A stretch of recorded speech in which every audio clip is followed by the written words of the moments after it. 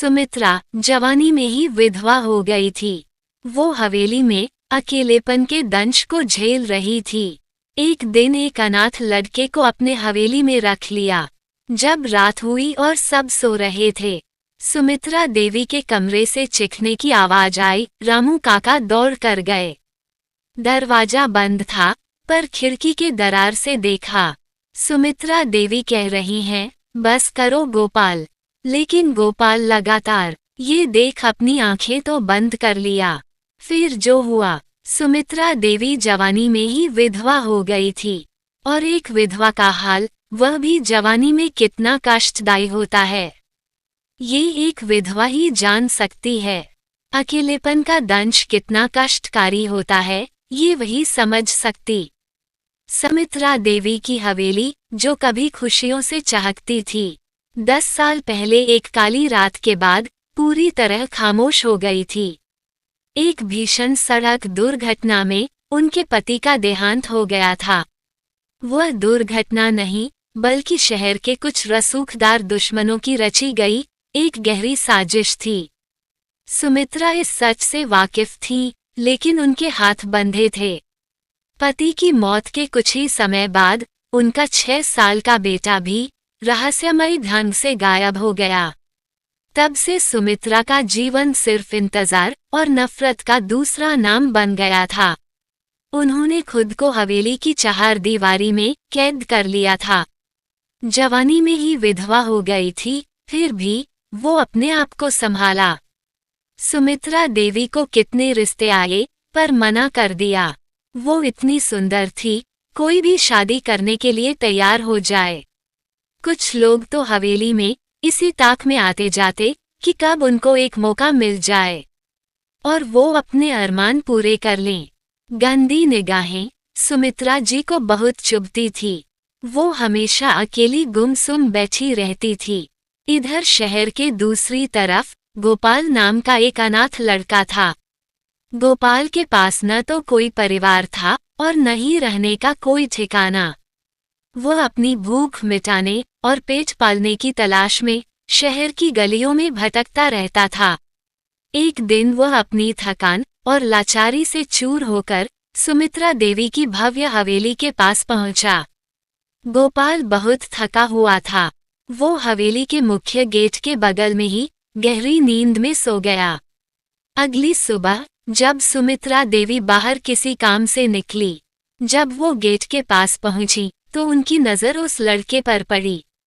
वो 16 साल का बच्चा था, पर कद काठी से सुंदर और जवान लग रहा था। सुमित्रा का दिल उस अनाथ लड़के को देखकर पिघल गया। उस लड़के के चेहरे ने उन्हें कुछ याद दिला दिया। शायद दिल में कोई दबा अरमान उस दिन जाग गया था। उस लड़के में एक अपनेपन की धुंधली झलक शायद सुमित्रा जी को दिखाई दी। अभी सुमित्रा उसे उठाने ही वाली थी कि हवेली के नौकर वहां पहुंच गए। नौकरों ने उसे आवारा और चोर समझकर भगाना शुरू कर दिया और सुमित्रा जी से कहा, हमने इस लड़के को शाम को भी यहाँ से भगा दिया था, पर यह फिर से यहाँ आ गया है। सुमित्रा देवी ने नौकर को डांटते हुए बोली, क्यों भगा रहे हो, रुको। शायद उनका दिल उस लड़के पर आ गया और उन्होंने उसे भगाने से मना कर दिया। उन्होंने उसके पास आकर पूछा, तुम्हारा नाम क्या है? तुम कौन हो और यहाँ क्यों सो रहे? उसने अपना नाम गोपाल बताया और बोला, मैं अनाथ हूँ, मेरे पास कोई काम भी नहीं है और 2 दिन से भूखा हूँ। उन्होंने उस अनाथ गोपाल को हवेली में आश्रय देने का फैसला किया। वो उस लड़के को हवेली में ले गई, उसको नौकरों से नहलाने के लिए कहा। सुमित्रा देवी ने अपने पति का कपड़ा पहनने के लिए दे दिया।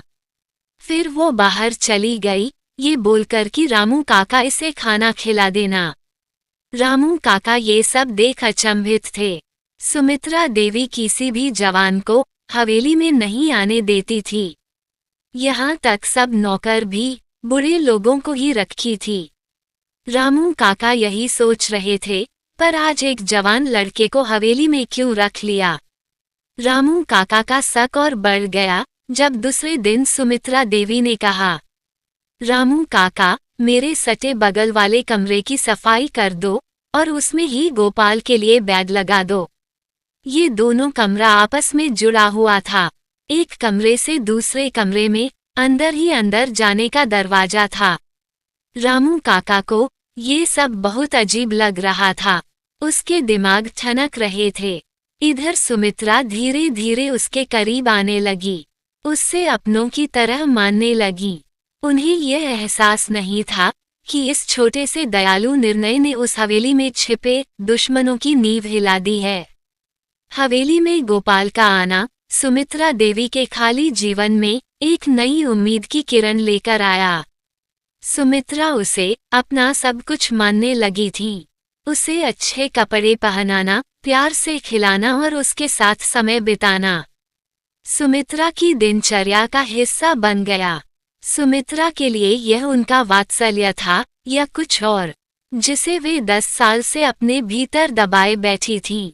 एक दिन रात का समय था, रात काफी हो चुकी थी।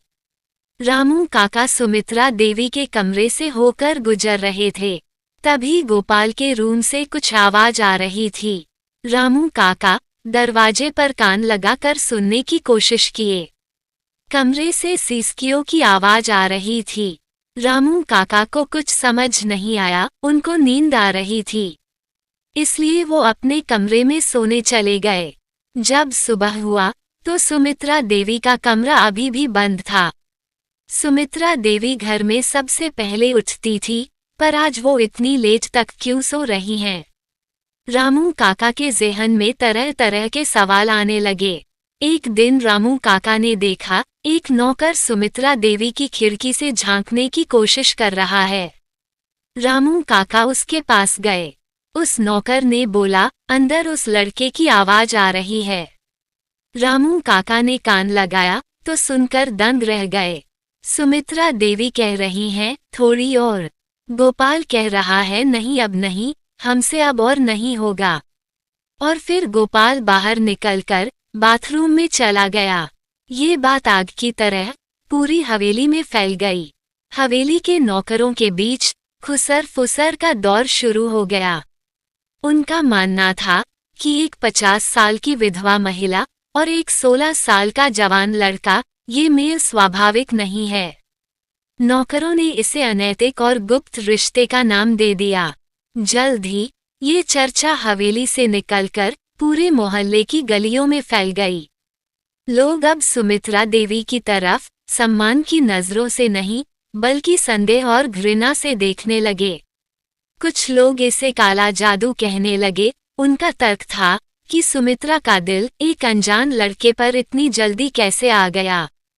कुछ लोग कहते, ये लड़का सुमित्रा देवी का वशीकरण करके उनका यूज कर रहा है, उसकी नजर जायदाद हड़पने पर है। कुछ लोग कहते, सुमित्रा देवी ने अपनी प्यास बुझाने के लिए एक जवान लड़के को फंसा लिया है। कुछ लोगों ने इसे एक गंदा और अनैतिक रिश्ता करार दिया, जो समाज की मर्यादाओं के खिलाफ था। हवेली के दुश्मनों ने इस स्थिति को एक हथियार की तरह इस्तेमाल करना शुरू कर दिया। उन्होंने मोहल्ले में यह फैलाना शुरू किया कि सुमित्रा देवी अपने अकेलेपन को मिटाने के लिए इस लड़के का इस्तेमाल कर रही हैं। सुमित्रा को इन बातों की खबर थी, लेकिन उन्हें इन बातों से कोई फर्क नहीं पड़ता था। अब उन्होंने परवाह करना छोड़ दिया था। दूसरी तरफ गोपाल, जो अभी भी एक अनाथ की तरह व्यवहार कर रहा था, उसे समझ आ गया था कि इस हवेली में जो लोग सुमित्रा देवी के करीबी होने का नाटक कर रहे हैं, वही वास्तव में उनके और उस हवेली के सबसे बड़े दुश्मन हैं। गोपाल ने अपने कानों को बंद और आंखों को खुला रखा। वो अपने मकसद को पूरा करने में लगा रहा। मोहल्ले वाले अक्सर देखते कि देर रात तक सुमित्रा के कमरे की बत्तियां जल रही होतीं। जहां गोपाल कभी उनके लिए खाना ले जाता, तो कभी सुमित्रा उसे अपने हाथों से खाना खिलाती। सुमित्रा देवी गोपाल के साथ वक्त ज्यादा बिताती थी। वो नौकर होकर इतना प्यार पा रहा था। ये सब देख अन्य नौकर अब जलने लगे थे। वे बाहर मिर्च मसाला लगाकर उनके अवैध रिश्ते के बारे में फैलाने लगे। सुमित्रा अब दिन भर अपने कमरे में गोपाल के साथ बंद रहती हैं। वे गोपाल को सुमित्रा के कमरे से शर्टलेस निकलते हुए देखने की झूठी कहानियां गढ़ने लगे। कोई कहता, हमने दोनों को एक बिस्तर पर सोते देखा, पर हकीकत में कोई नहीं जान रहा था। पर कुछ तो था जरूर, बिना आग के धुआं नहीं उठता। दुश्मनों ने मोहल्ले के चौराहे पर कहना शुरू कर दिया, वह 50 साल की विधवा है और लड़का महज 16 का। सुमित्रा अपनी उम्र की मर्यादा भी भूल गई है। उसे अपने अरमान जगाने के लिए एक नौजवान के जिस्म की जरूरत पड़ गई है।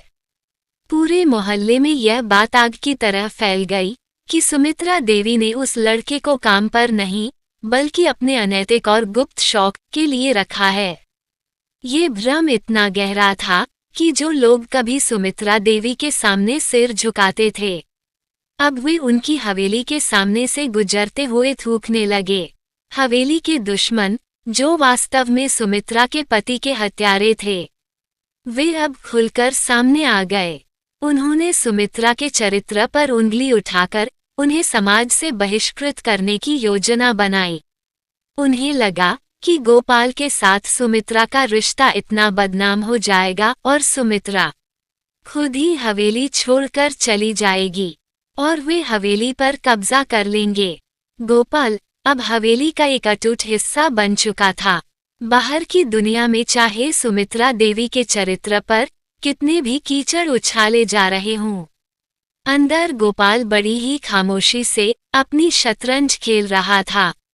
उसे पता था कि दुश्मन उसी की अनैतिकता को हथियार बनाकर सुमित्रा को हवेली से बेदखल करने की योजना बना रहे हैं। गोपाल अब जानबूझकर ऐसी परिस्थितियां बनाता कि हवेली के पुराने नौकरों को लगे कि वह सच में सुमित्रा के नियंत्रण में है।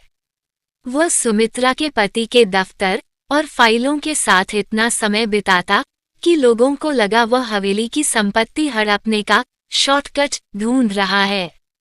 हवेली के दुश्मन, जो सालों से सुमित्रा की संपत्ति पर नजर गड़ाए बैठे थे, गोपाल को एक मोहरा समझकर उसे अपने फायदे के लिए इस्तेमाल करना चाहते थे।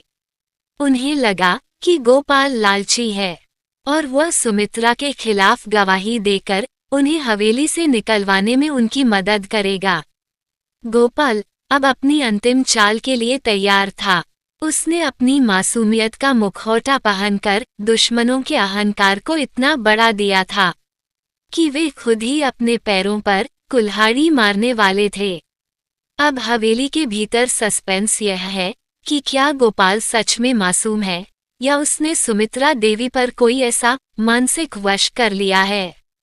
गोपाल अब सुमित्रा देवी के पति के कपड़े पहनकर उनके सामने आता है।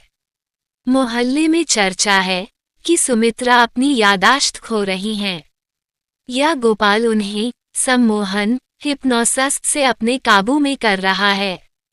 गोपाल हर किसी के सामने ऐसे पेश आता जैसे वह बहुत डरपोक और लाचार है, लेकिन जैसे ही कोई दुश्मन या नौकर हवेली से बाहर निकलता, गोपाल की आंखों में एक ठंडी और क्रूर चमक आ जाती। वह हवेली की दीवारों के पीछे ऐसी तस्वीरें और सुराग छोड़ रहा है जिसे देखकर किसी को भी लगे कि कोई बहुत बड़ा काला जादू या खूनी खेल चल रहा है। हवेली के दुश्मनों ने तय किया कि आज रात वे एक बड़ा तमाशा करेंगे। उन्होंने पूरे मोहल्ले के लोगों को इकट्ठा किया और सुमित्रा देवी की हवेली पर यह आरोप लगाने चढ़ाई कर दी कि वो एक अनैतिक और पापी रिश्ते में लिप्त हैं। वे सीधे सुमित्रा देवी के शयन कक्ष बेडरूम की ओर भागे, जहां उन्हें पूरा यकीन था कि गोपाल और सुमित्रा रंगे हाथों पकड़े जाएंगे। उन्होंने लात मारकर दरवाजा खोला। कमरे के अंदर का दृश्य देखकर सबकी आंखें फटी की फटी रह गईं। कमरे में सुमित्रा देवी कुर्सी पर बैठी थीं और गोपाल उनके पैरों के पास बैठकर कुछ कागजात पढ़ रहा था। वहां कोई अनैतिक दृश्य नहीं था, बल्कि पूरा कमरा एक इन्वेस्टिगेशन ऑफिस में बदल चुका था। गोपाल धीरे से उठा। उसकी आंखों में वह मासूमियत नहीं, बल्कि एक तेज और ठंडी चमक थी। उसने दीवार पर टंगी एक बड़ी चादर खींची, जिसके पीछे उन सभी दुश्मनों की करतूतों के सबूत थे। पुलिस के दस्तावेज और सुमित्रा के पति की हत्या की साजिश की ऑडियो रिकॉर्डिंग चल रही थी। गोपाल ने उन सब की ओर देखते हुए कहा, तुम लोग जिसे मेरा और सुमित्रा माँ का अनैतिक रिश्ता कह रहे थे, वो महज एक ढोंग था। मैं अनाथ नहीं हूँ। मैं ही सुमित्रा देवी का वह खोया हुआ लड़का हूँ, जिसे इन लोगों ने मार कर फेंक दिया था और गायब होने का अफवाह फैला दिया था। पर धन्य है वो साधु बाबा जो उस जंगल से जा रहे थे, जिन्होंने 2 साल तक मेरा ख्याल रखा। मैं तो कोमा में था, पर उन्होंने हमारी देखभाल की और जड़ी बूटी से मेरा उपचार उसी जंगल में करते रहे, जिसका परिणाम मैं आज जिंदा खड़ा हूँ। ये सुनकर सुमित्रा देवी चौंक गई। उनको विश्वास नहीं हो रहा था। जिसे हमने बेटा मानकर रख लिया था, वो आज सच में मेरा बेटा निकला। आंखों से खुशी के आंसू छलक पड़े। वो बेतहाशा रोने लगी और गोपाल को अपने सीने से लगा लिया। गोपाल ने कहा, हमने जानबूझकर ये अनैतिक का ढोंग रचा ताकि मुझे समय मिल जाएगा उसकी आड़ में सबूत जुटाने के लिए, जिस जाल में तुम सब अपनी मर्जी से फंसते चले गए। तुम लोग मेरे और माँ के चरित्र को बदनाम करने में इतने मशगूल थे कि तुम्हें ये पता ही नहीं चला कि मैं कब तुम्हारी सारी काली कमाई, तुम्हारे गुनाहों के सबूत और तुम्हारी साजिशों की फाइलें एक एक करके इकट्ठा कर चुका हूँ। गोपाल हाथ जोड़कर अपनी माँ के सामने खड़ा हो गया। माँ, मुझे माफ कर दो। मैं तुमसे ये बात इतने दिनों तक छुपाए रखा, लेकिन मैं जानता था अगर मैंने पहचान नहीं छुपाई तो ये लोग हम दोनों को खत्म कर देंगे। ठीक उसी समय पुलिस की गाड़ियां हवेली के बाहर आकर रुकीं। गोपाल ने उन सभी को पुलिस के हवाले कर दिया। उसने साबित कर दिया कि वह कोई साधारण अनाथ नहीं, बल्कि वही बेटा था जिसे 10 साल पहले इन दुश्मनों ने खत्म समझकर छोड़ दिया था। सबका भ्रम टूट चुका था। जो मोहल्ले वाले कल तक सुमित्रा को गालियां दे रहे थे, वे अब शर्म से सिर झुकाए खड़े थे। सुमित्रा देवी को उनका खोया हुआ सम्मान और उनका बेटा दोनों वापस मिल चुके थे। हवेली के दुश्मनों की साजिश उन्हीं पर भारी पड़ी और वे सलाखों के पीछे पहुंच गए। उस हवेली से अब नफरत और गंदे आरोपों का साया हमेशा के लिए मिट चुका था। गोपाल ने साबित किया कि कभी कभी सच को छिपाने के लिए एक छोटा सा झूठ भ्रम का जाल की सबसे बड़ा हथियार बन जाता है। अब उस हवेली के गेट से कोई भी दुखिया या अनाथ खाली नहीं जाता। सुमित्रा देवी ने उस साधु बाबा के कुटिया पर गई, उन्हें पैसे देने लगी, खाली चेक दे दिया और कहा जो चाहे भर लीजिए। साधु बाबा ने कहा, मुझे पैसों की क्या जरूरत, चेक वापस कर दिया। सुमित्रा देवी ने वहां कुटिया को ही अच्छा से सुंदरीकरण कर दिया और एक आयुर्वेदिक चिकित्सा का हॉस्पिटल बनवा दिया। वो साधु बाबा गरीब लोगों का इलाज करने लगे। कहानी कैसी लगी कमेंट करके जरूर बताइए। अच्छी लगी तो लाइक एवं शेयर करें। चैनल को सब्सक्राइब करें ताकि नए वीडियो का नोटिफिकेशन सबसे पहले आपको मिले। नमस्ते दोस्तों, मिलती हूँ फिर एक नई कहानी को लेकर।